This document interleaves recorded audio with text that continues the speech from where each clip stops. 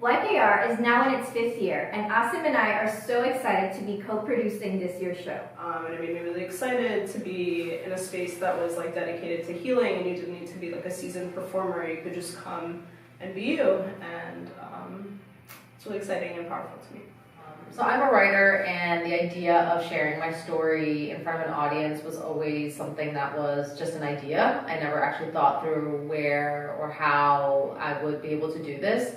And so I had written an original piece and used it for the audition for YKR, and I was selected as a cast member. So the whole process was really organic and beautiful, and I'm so glad to be part of this production and having a inclusive space to tell my story. When I was cast in the show in 2017, I really found community among fellow South Asians for the first time as an indo-caribbean, which has been very important to me. So this production has always had a special place in my heart because of the love and acceptance I've received by the community here.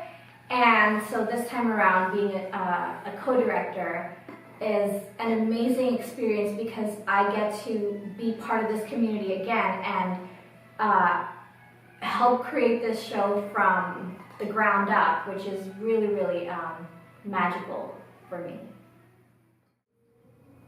I was drawn to the intentional community space making, with no expectation of what the end result would be, but knowing that I would trust in the process and what would come out of all of us coming together. So something just like drawn to like the unexpected intentionality.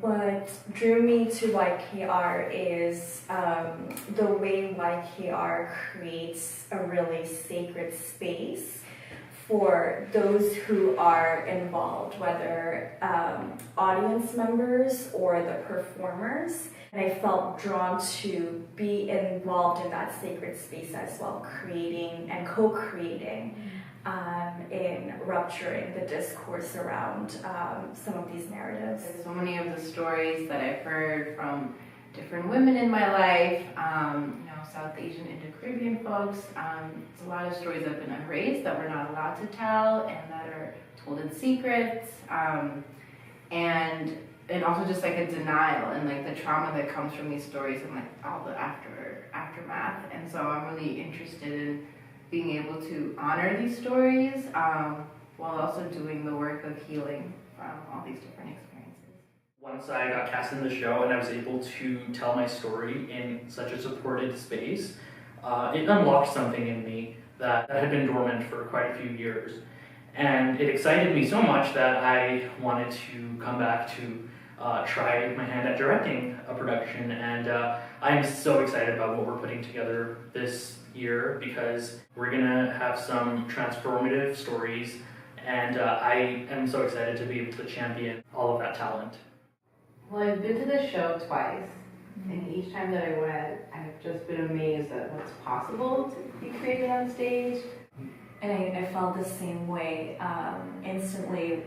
My first experience when I was sitting, and watching was just, I can't believe that this can happen in the South Asian community, where stories like this that has been suppressed for so long, that are so taboo, and there's so much stigma attached to owning and claiming those stories. And I felt so empowered just witnessing the performers doing that, and that made me feel like I wanted to be on this stage doing that for myself and for my community. We hope that you'll consider contributing to our production because we could not do this project without you and your support.